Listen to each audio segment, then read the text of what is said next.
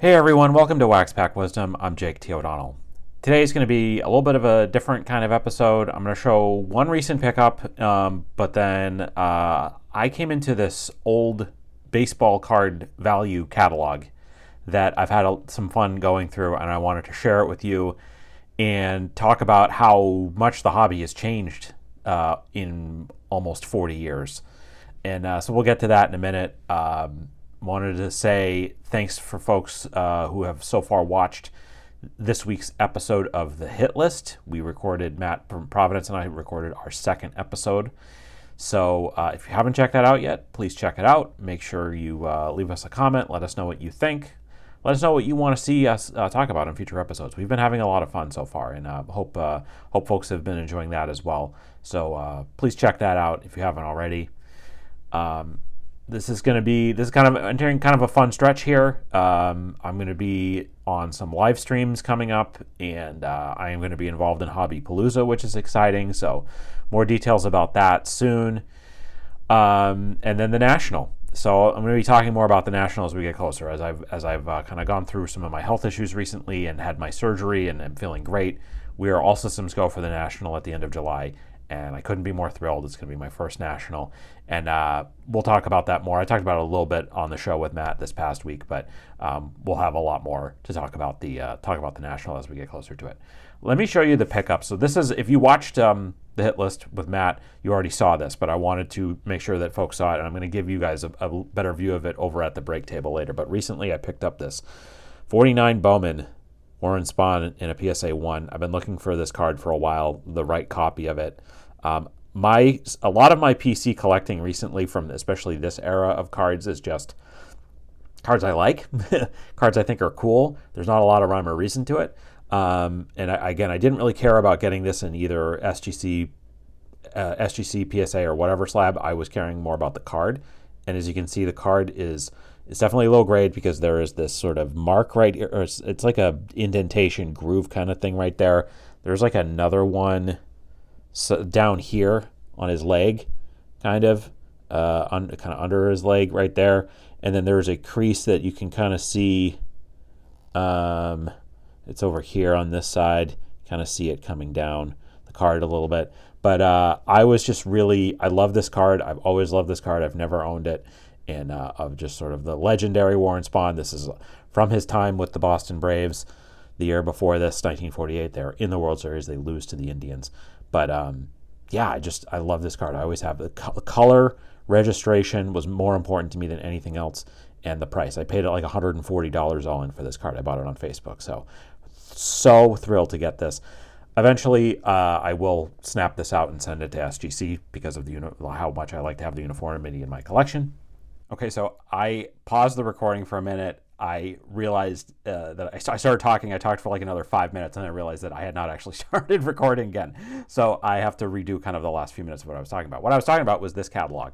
So this is a catalog that I just came into that I thought it would be fun to kind of go through and talk about. It is Hygrade sports cards catalog. This is, I assume, like a competitor to Beckett back in the 80s. And this is a few years before I got into collecting. I was too young in 1989, but I really got into it like 92, 93. So I don't really remember Hygrade. I do remember Beckett. I used to get the Beckett catalogs every month. That was how I would track the prices and see what kind of the trends were in card collecting back then. But I came into this particular catalog because it was given to me by the same person, a friend of my mother-in-law, who gave me that junk wax collection that I went through and showed you what I had picked out of that last week. She was looking through more stuff. She found this and she thought maybe I would want it, and I did, because it was kind of fun to look through. So I guess that this Hygrade, they did these like kits, these like baseball collecting kits, and one of the things you could get was this catalog that would show you the prices. They also sold binders, and it was like a kit that you get with binders and like binder pages and that kind of thing. This is when the time period when it seems like collecting was starting to really become more of a business, right? It was not just something that kids did. It started to become money was involved. And we've seen that continue through the years, and I thought that it would be kind of interesting to look at, see what some of the language was in this in terms of collecting at the time, and then also look at some of the prices and compare them to what the prices are for some vintage cards today. There's, as it says here, like they have market values of Topps, Donruss, Fleer, Score, and Sportflix cards, 1951 to date. They don't have the Bowman cards, which I thought was kind of interesting from the 50s, but and there's also a page in this that I think is the most fascinating page in this of rare and expensive cards from before 1951 for the most part. And I'm interested, and it's interesting what they picked for that. And I pulled some recent sales of some of those cards, and we're gonna go. I'm gonna go over to the table and show you that. But you know, like I said, the language is interesting here. Of course, this is here. Be an expert. Buy, sell, trade, invest, and collect like a pro. I think we've heard that language quite a bit, and in recent years too. And so I think that, like I said, we're starting to see at this point, and it's interesting 1989, because I think 1989 has come up quite a bit recently, because of course this was the year that they introduced Upper Deck, the year of Griffey coming in, and the chase card, and that, like, there's been a lot of discussion about how collecting changed at that point. And I think that, you know, what's interesting here is there's a lot of stuff about, you know, how much factory sealed sets cost, and that you could buy them directly from this Hygrade company, and then other things and things like that. So we're going to get into this over there at the table. I just thought it would be kind of fun to look at it, and might be a little bit depressing to look back and see kind of what a sort of much smaller investment in a card back then would get you compared to today. But hey, you know, if you had the opportunity, maybe some of you are lucky enough out there that you did buy some of these bigger cards at a low cost back then. Maybe you were able to sell them many years later at a big profit, or maybe you still have them to this day. I would love to hear that in the comments. But so let's explore the Hygrade 1989 baseball cards price guide, and I'm going to also show you a little bit closer look at the spawn. And I'm also going to show you, there was, when I opened this up, there was something in it that I am going to share with you as well. So let's head over to the table, and we'll take a look. All right, so we'll get into the price guide in a second. First off, I did just want to show a little bit of a better look at my new Warren Spawn pickup. So there you go. Just love this card so much. Again, you can kind of see some of the imperfections there, but for a PSA 1, thrilled with this. So it's a good one. All right, so I opened up this magazine, or this catalog from Hygrade, and there was something in it that I wanted to share. I just opened up the front page, and this was inside. It is a 1990 Reggie Lewis poster picture. He's being guarded there by Dennis Rodman. So kind of see on the back here, this is from NBA Hoops, 1990. Of course, the sad story of Reggie Lewis, one of the great Celtics players of this era. This sort of, he was supposed to be the guy that was going to kind of lead the team into this post-Larry Bird, post-Big Three era. And unfortunately, his life was cut short because of a heart problem.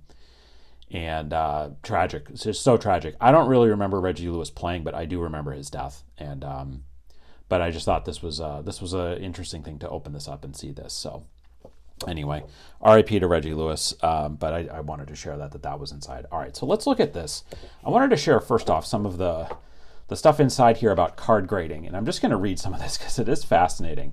In the past, most baseball cards had very little cash value, so collectors didn't care much about condition, handling, or the proper way to store and protect cards. Cards were flipped, glued into scrapbooks, trimmed, stapled, marked with ink, etc.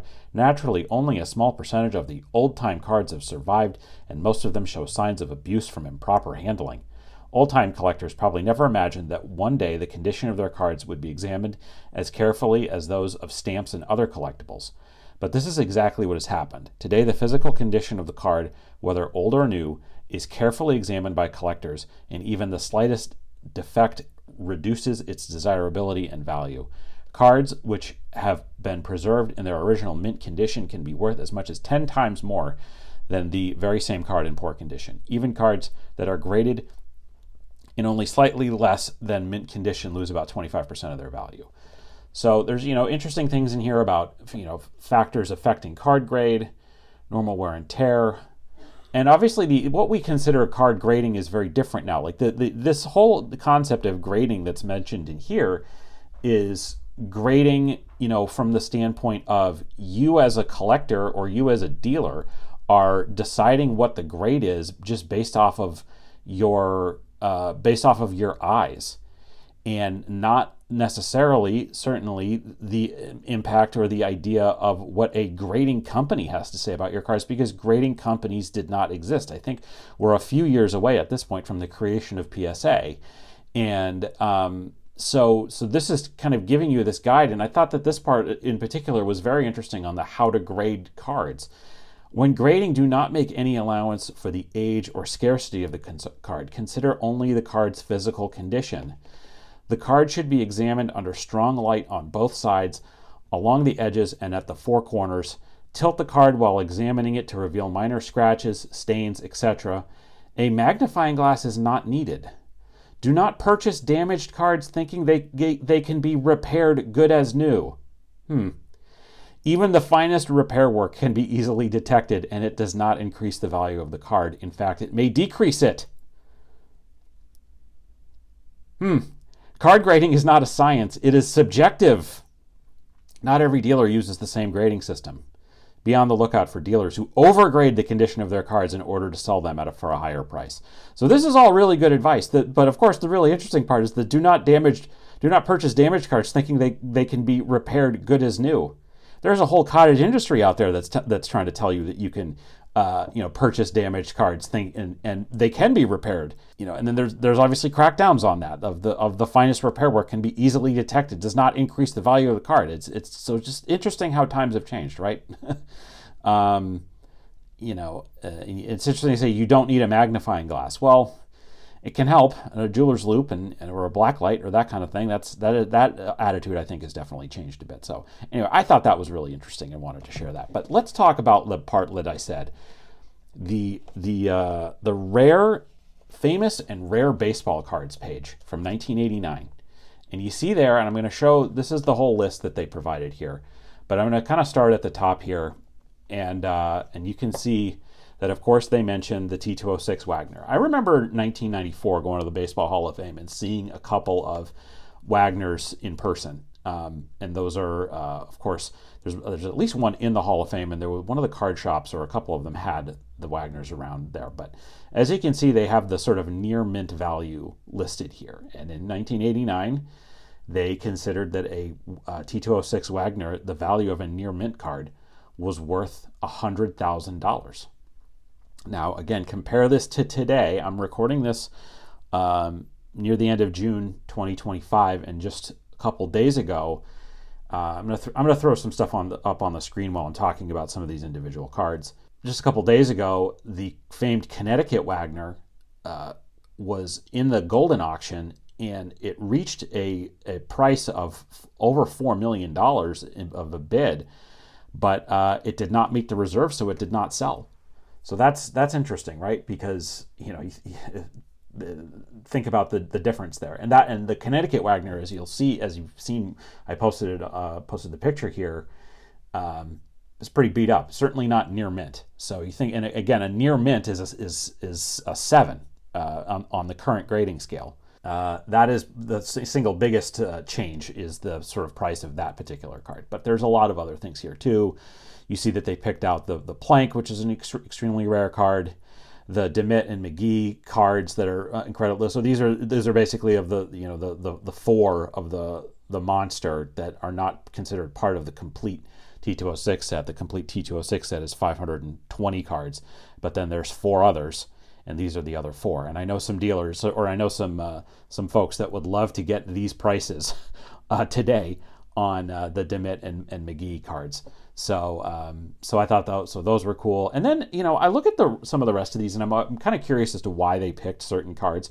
As you can see, they picked 3 different of the T3 Turkey Red cabinets for this. Cobb, Johnson, Mathewson. They picked one Cobb, another Cobb, which was the T205 Cobb, and they didn't pick like the T205 Mathewson, which I kind of feel like is a more famous card today than the T205 T205 Cobb. I could be wrong about this. The one here that I was sort of curious as to why they picked it at all, and I don't really know why, is this 1912 T207 Duffy Lewis. I looked on the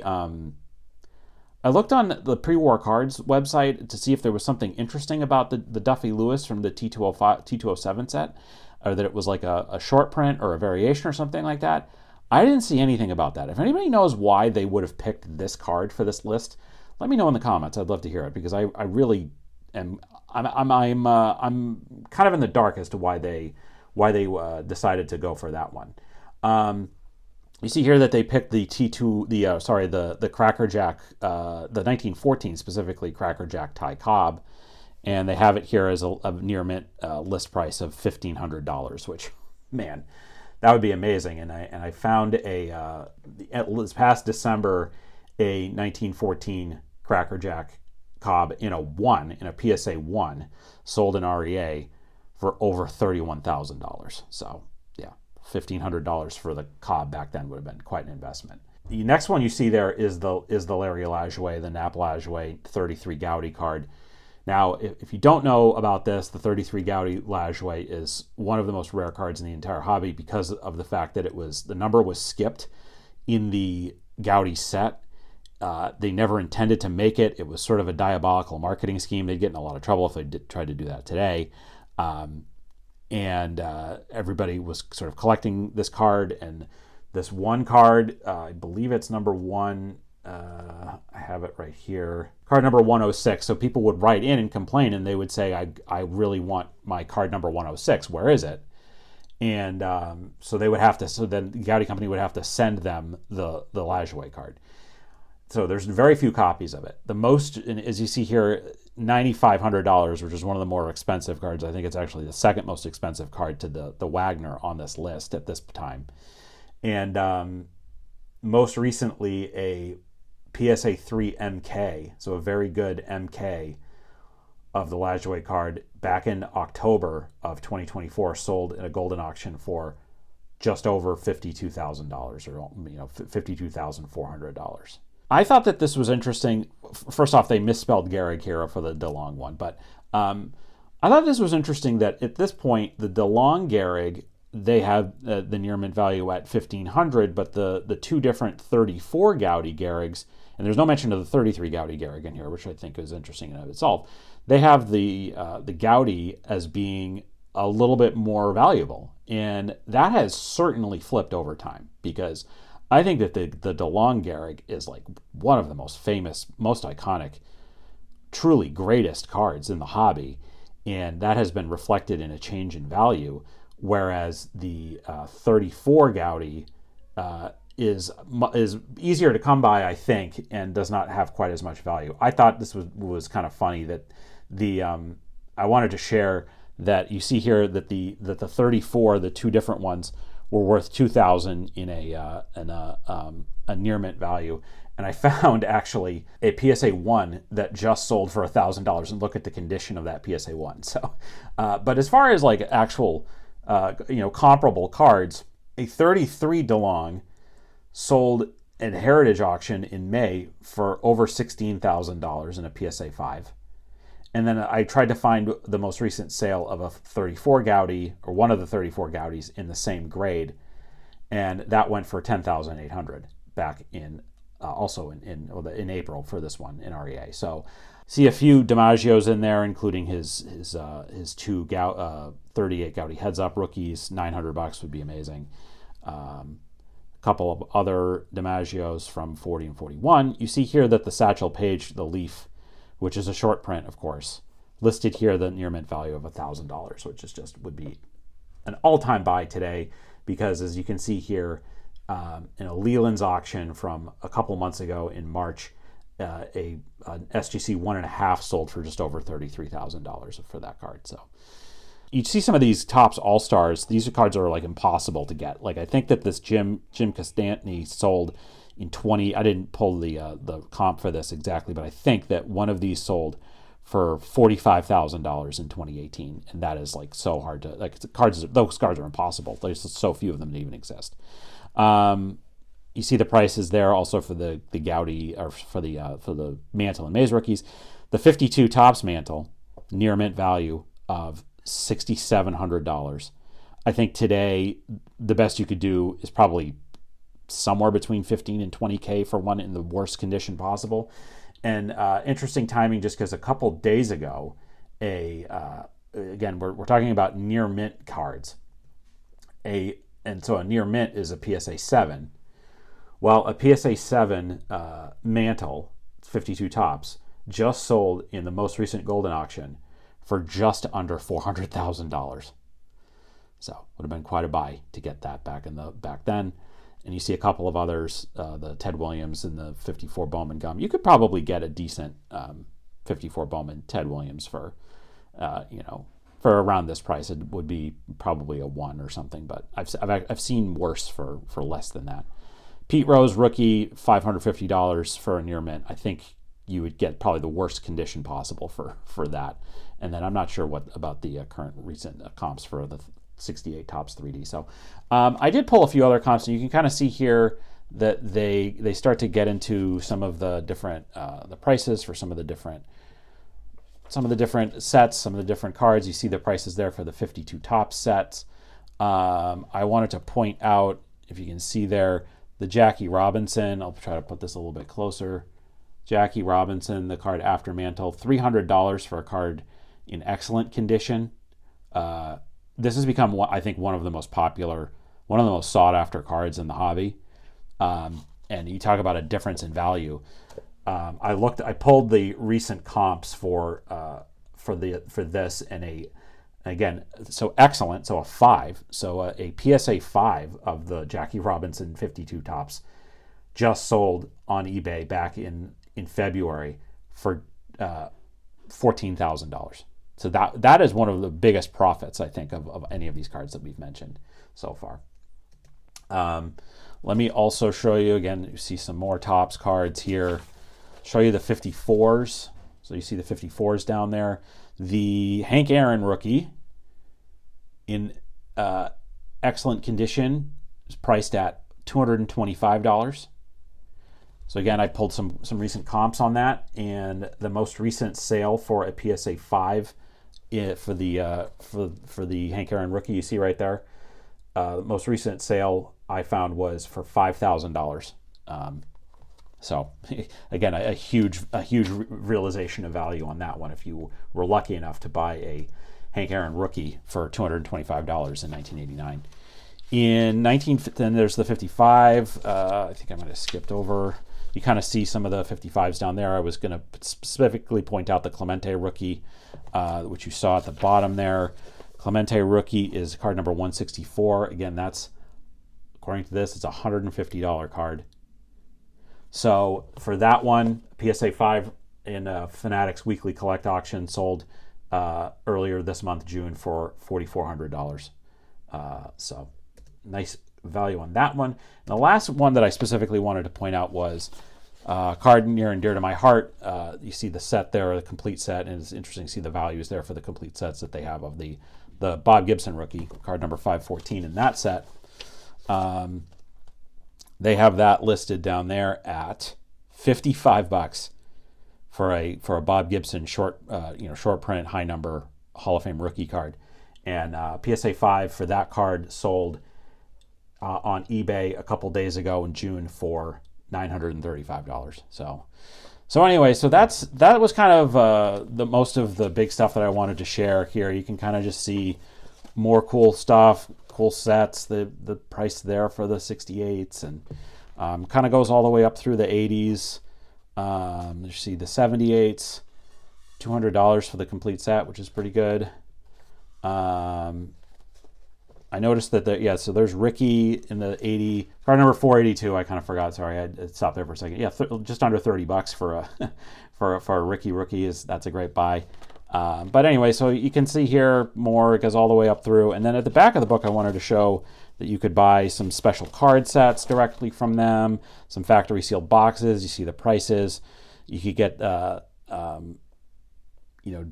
gum boxes, 1984, because of the rookie card potential there. You could get them for $200. That's a nice buy. Would love to buy a 78 Topps rack box for $250. This would be my dream as a wax pack guy, right? And you see some of the cello boxes there, the prices, those would be great to buy those today at those prices. But anyway, gone on long enough. Kind of a fun thing. I hope you guys enjoyed this. I hope this was a fun exercise. Let me know again if you remember this catalog, if you remember these prices, if you were lucky enough to buy really valuable cards for these prices back in the day. Would love to hear it. Would love to know your stories. Please let us know in the comments. Check out where to follow us on social media channels. Please subscribe to our channel if you haven't already. Please give this video a like. You know the drill. Check out our ComC store and check out our list of favorite nonprofits and charities. We'd really appreciate it if you could support one of them. So thank you so much for watching, and we will see you next time on Wax Pack Wisdom. Take care.